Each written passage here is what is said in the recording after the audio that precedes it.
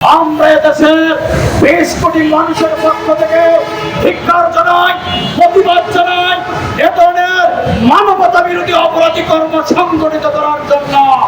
আমরা বলতে চাই, গত কয়েক বছর কয়েক দশক ধরে গাজাতে যে মানবতা বিরোধী কর্মকাণ্ড চলছে, সারা পৃথিবী আজকে যারা মানবাধিকারের কথা বলে, মানুষত্বের কথা বলে, আজকে সেই মরণরা চুপ করে আছে। দিনের পর দিন হাজার হাজার শিশু, বৃদ্ধ, নারী, পুরুষকে গাজাতে হত্যা করছে, সেখানে না খেয়ে মানুষ মরছে, অথচ বিশ্ববরণরা তাকিয়ে আছে, কোন পদক্ষেপ নিচ্ছে না।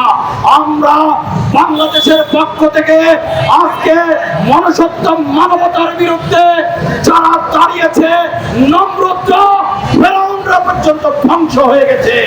আমরা নেতানিয়াহু সেই অসভ্য, সেই বর্বর, সেই কাফের মুনাফিক মুশরিক নেতানিয়াহুর বিরুদ্ধে আমরা আমৃত্যু সংগ্রাম করে যাব। তোমাকে বলতে চাই, ফেরাউনের ধ্বংস হয়েছে, নমরুদের ধ্বংস হয়েছে, তোমার ধ্বংস হবে নেতারজনক ভাবে। আজকে ক্ষুধার্ত মানুষ আজকে গাজাতে না খেয়ে মারা যাচ্ছে।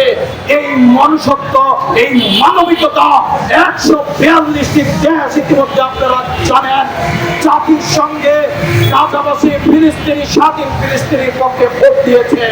অথচ আমরা দেখছি আজকে 11টি জাহাজ নিয়ে সর্বশেষ রওনা হয়েছে খাদ্যদ্রব্য নিয়ে ইসরায়েল, ফিলিস্তিন, গাজার উদ্দেশ্যে। আপনারা জানেন এখানে কোনো যুদ্ধ করতে চাইনি কেউ, এখানে বোমা ফেলতে চাইনি, এখানে ক্ষুধার্ত মানুষকে খাদ্য দিতে গিয়েছিল মানবাধিকার কর্মী, লেখক, সুশীল মানবাধিকার মানুষগুলো সেখানে যাওয়ার উদ্দেশ্যে 11টি জাহাজ রওনা দিয়েছিল।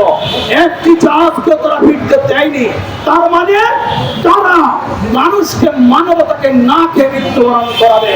এই বড় বড় রাষ্ট্র ইসরায়েল, আজকে সময় এসেছে। আজকে আরব লীগ কোথায়? আজকে ওআইসি কোথায়? আজকে বিশ্ববরণরা যারা মানবাধিকারের কথা বলেন, আপনারা কোথায়? চুপ করে আছেন কেন? এখানে হিন্দু মুসলিম বৌদ্ধর কোনো প্রশ্ন নাই, এখানে কোনো রাজনৈতিক প্রশ্ন নাই, এখানে প্রশ্ন একটাই, মানবতা।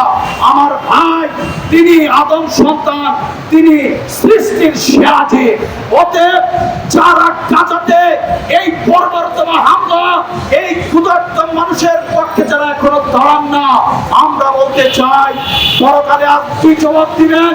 আজকে ওআইসি আরব লীগ হয়েছে, আপনাদের কাজ কি?